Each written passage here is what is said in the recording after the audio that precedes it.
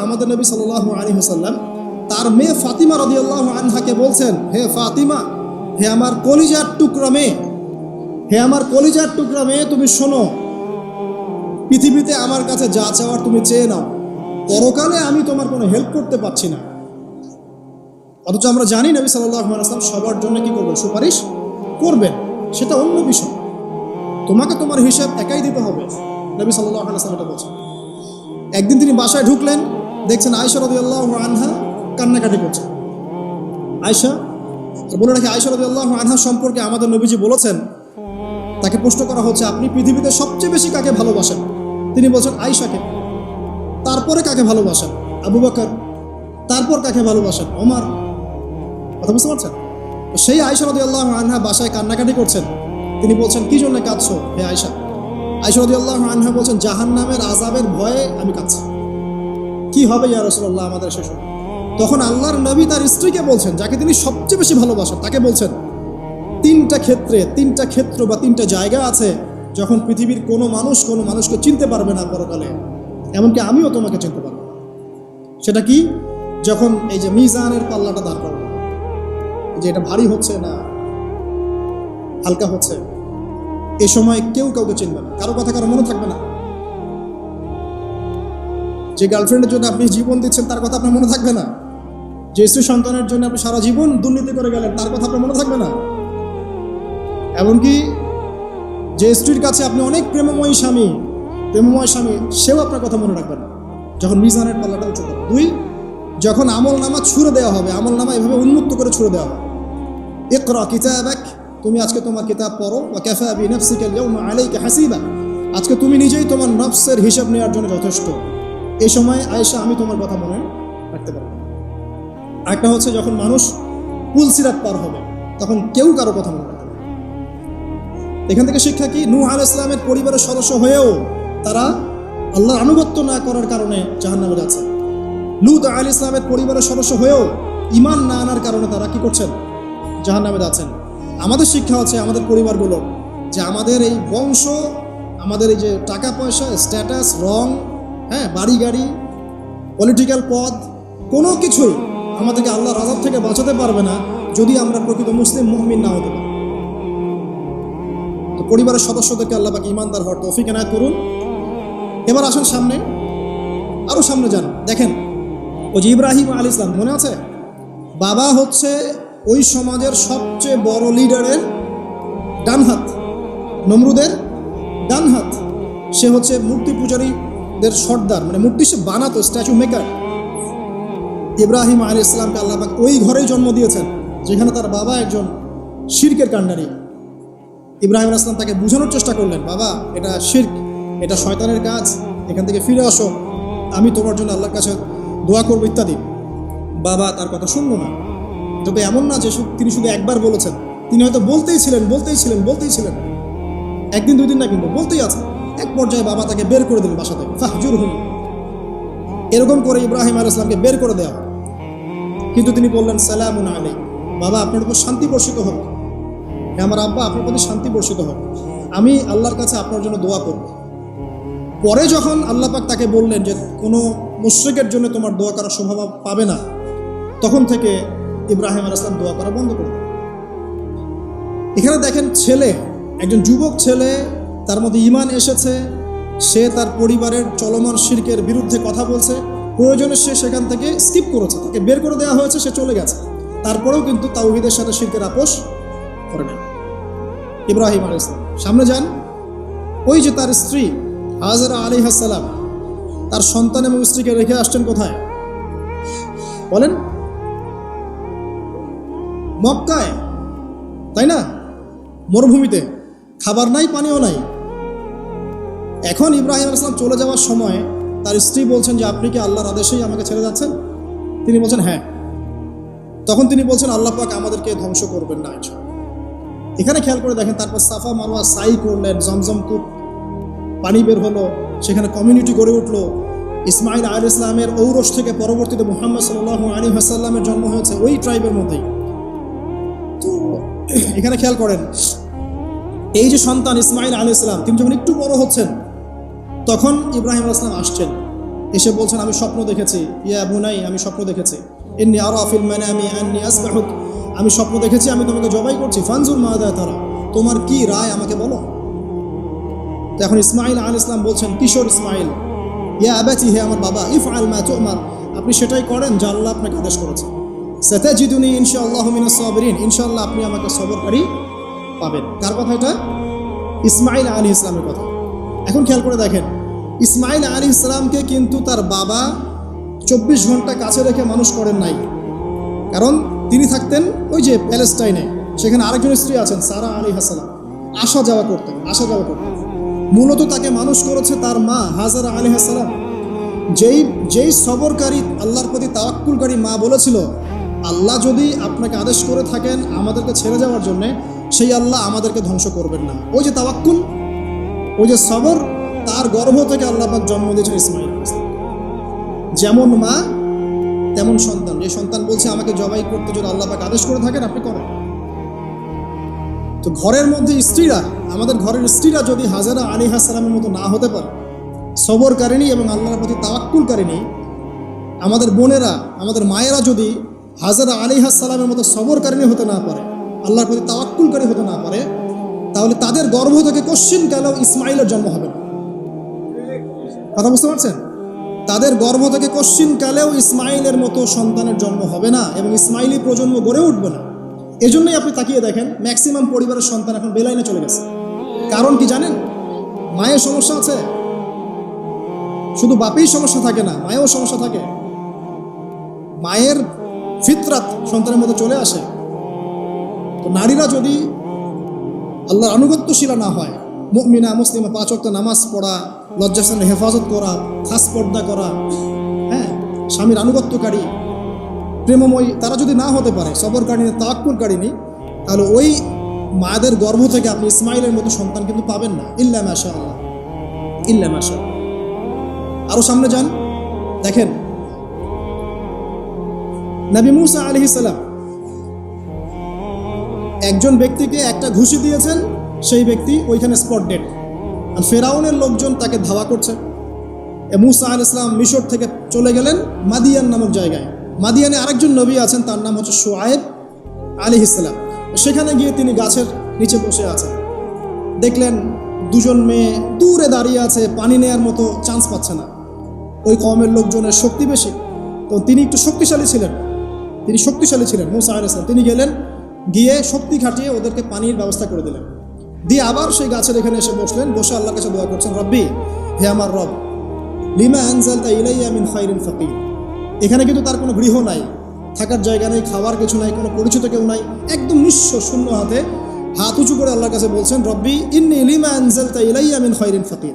হে আল্লাহ, আপনি আমার উপর যে অনুগ্রহটা বর্ষণ করবেন, আমি এর জন্য ভিখারি হয়ে বসে আছি। এবার আল্লাহ পাক ওই একটা মেয়েকে পাঠালেন। ওই মেয়েটা আসলো লাজুক ভঙ্গিতে, লজ্জাশীলতা, চোখ নিচু করে। এই যে এখনকার এই যে ব্লাউজ ছাড়া শাড়ি পরা জেনারেশন না, এরা চক্ষু নিচু করে আসলেন। এই হাঁটাটাকে আল্লাহ পাক প্রশংসা করেছেন। সে লজ্জাশীলতার সাথে হেঁটে আসলো, এসে মুসা আলাইহিস সালামের সামনে দাঁড়িয়ে চক্ষু নিচু করে বলল যে আমার বাবা আপনাকে ডাকছেন, আমার বাবা আপনাকে ডাকছেন। এই লজ্জাশীলতা মেয়েদের মধ্যে কোথায় পাবেন? এখন একটা হাদিস আছে, যখন তোমার মধ্যে লজ্জা থাকবে না, তোমার দ্বারা যে কোনো পাপ করা সম্ভব। হাদিস আছে, যে কোনো পাপ করা সম্ভব। বিকিনি পরেও কয়দিন পর ঘুরবে এরা, আমি বলে দিচ্ছি, দেখে নিন ইনশাআল্লাহ। এবং এই আন্দোলন করতে করতে এক পর্যায়ে এমন একটা অবস্থা হবে, দেখবেন যে ওটা পরেও রাস্তায় ঘুরছে। মানে ওরা দেশটাকে ওই আমেরিকান এবং ব্রিটেনদের পশ্চিমা সংস্কৃতির রঙে সাজাতে চায়।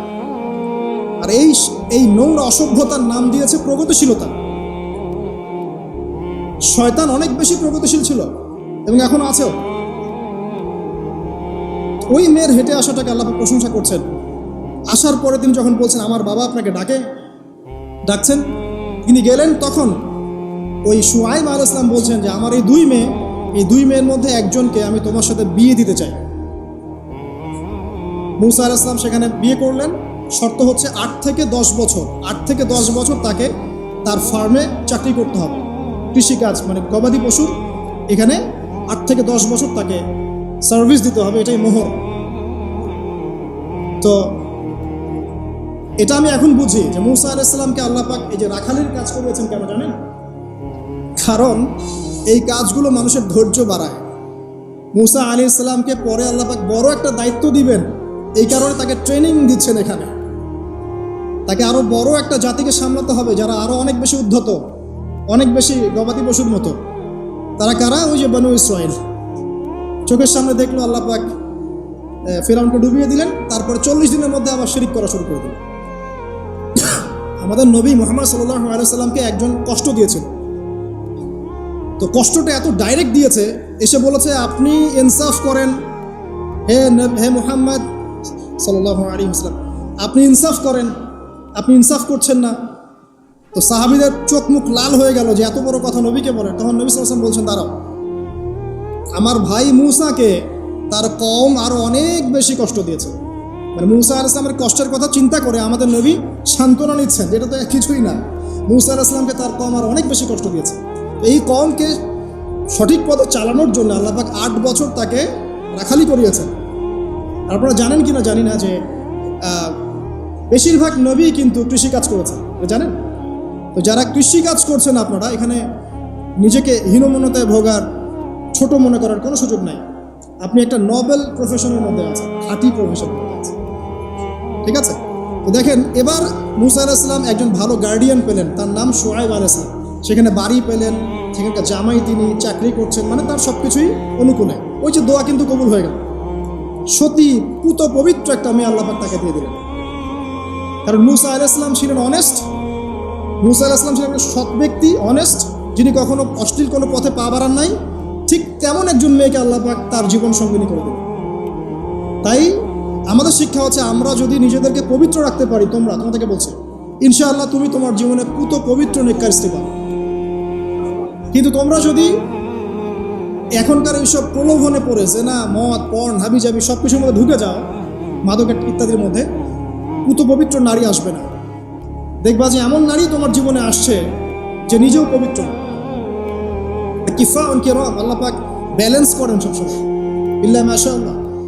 শুধু তাই নয়, শুআয়ব আলাইহিস সালামের মতো একজন গার্ডিয়ান তিনি পেলেন, যিনি তাকে দ্বীনের পথে হেল্প করলেন। পরবর্তীতে মূসা আলাইহিস সালাম নবী হলেন। এখান থেকে একটা প্রমাণ আছে, দলিল, সেটা হলো বাড়ির গার্ডিয়ান যদি দিনদার হয়, শুআয়ব আলাইহিস সালামের মতো সাপোর্টিং হয়, পরিবারবর্গকে দ্বীনের জন্য সাপোর্ট করছে, সেই পরিবারের মধ্যে শান্তি আসবে সব। এবং সেই পরিবারের যুবকরা সৌভাগ্যবান, যুবতীরাও সৌভাগ্যবান, সেই পরিবারের সন্তান সন্ততি তারা সৌভাগ্যবান।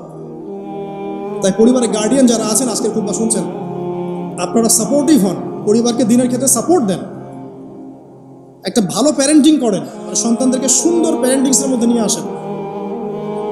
আসুন সামনে যাই, এবার একটু কনক্লুশনের দিকে যাচ্ছে, আসেন।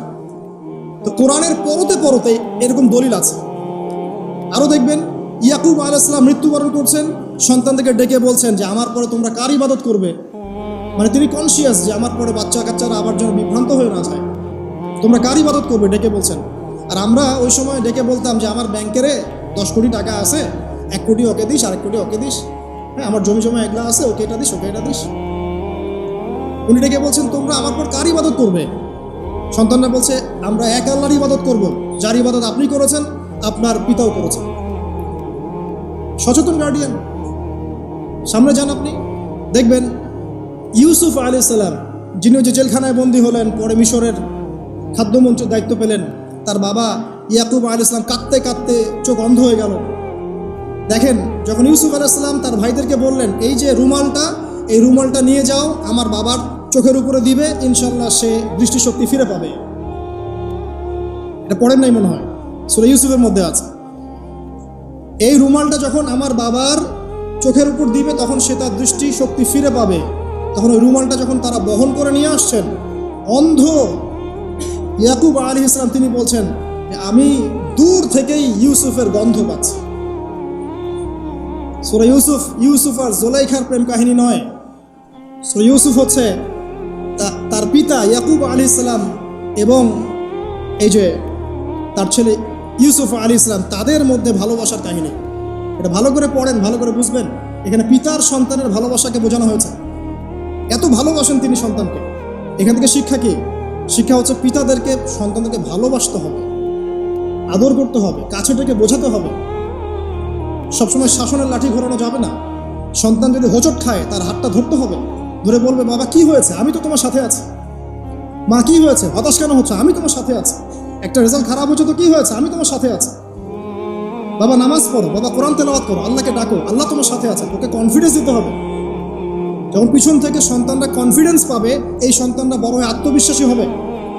আর পিছন থেকে যখন আপনি তাকে সবসময় শাসন করতে থাকবেন, জুলুম করতে থাকবেন, এ বড় হয়ে আপনাকে বৃদ্ধাশ্রমে পাঠাবে না তো কোথায় পাঠাবে? সন্তানকে ভালোবাসতে হবে। এটা বলে রাখি, এখানে দেশে আবার 30টা বৃদ্ধাশ্রমও আছে।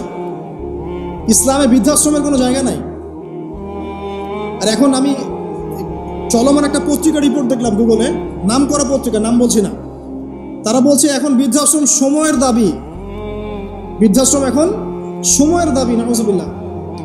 আর ইসলাম বলছে সবচেয়ে সেরা অধিকার দিবে মাকে, তারপরে মাকে, তারপরে মাকে, তারপর বাবাকে। মায়ের পায়ের নিচে জান্নাত, বাবার সন্তুষ্টিতে আল্লাহর সন্তুষ্টি, এগুলো ইসলাম বলছে। আর এখনকার সভ্যতা আমাদেরকে বলছে যে বৃদ্ধাশ্রম এখন সময়ের দাবি। ইউসুফ আলাইহিস সালামকে যেভাবে ভালোবাসতেন তার বাবা, সন্তানকে ভালোবাসুন। আমাদের নবী মুহাম্মদ সাল্লাল্লাহু আলাইহি ওয়াসাল্লাম মানুষকে যত ভালোবাসতেন, এর কারণ কি জানেন? ছোটবেলা থেকেই তাকে খুব ভালোবাসা দিয়ে মানুষ করা হয়েছে। তার মা তাকে ভালোবাসতেন, তার দুধ মা তাকে ভালোবাসতেন, তার দাদা আব্দুল মুত্তালিব তাকে সাথে করে নিয়ে ঘুরতেন, কাবার সামনে বসাতেন, বসিয়ে বলতেন তার নাম হচ্ছে মুহাম্মদ, প্রশংসিত। এই নামটা তখন আরবে কেউ রাখতো না। আমার এই নাতি, আমার এই ছেলের ছেলে ইনশাআল্লাহ এ বড় হয়ে নেতা হবে, এই কথা বলতেন। তাকে আত্মবিশ্বাস দিতেন। এমনকি তার দাদার ইন্তেকালের পর তার চাচা আবু তালেব মুসলিম না হয়েও সুদীর্ঘ সময় পর্যন্ত ভাতিজাকে সাপোর্ট দিয়েছেন। এই সাপোর্ট দেয়, কনফিডেন্স, এগুলো খুব ইম্পর্টেন্ট। এগুলোর ঘাটতি যখন হবে তখন এই যুব সমাজ পরিবারের সদস্যরা ফেড আপ হয়ে যাবে, মানসিক কষ্টে ভুগবে, মাদকের কাছে যাবে, অন্য একটা মেয়ের কাছে যাবে, পর্নে যাবে, আপনার মিউজিক্যাল ইনস্ট্রুমেন্টের কাছে যাবে। ঠিক আছে, আমরা শেষ করছি। এখান থেকে একটা শিক্ষা হচ্ছে যে আমাদের পরিবারের সদস্যদেরকে ভালোবাসা এবং তাদের প্রতি কনফিডেন্স দেয়া, তাদেরকে আল্লাহর পথে চলতে সাহায্য করা। ইনশাআল্লাহ দেখবেন যে তারা আপনাকে সম্মান করবে, আপনাকে একজন বন্ধু মনে করবে, যে না আমার পাশে কেউ আছে, আমি একা নই, এমনটা ফিল করবে।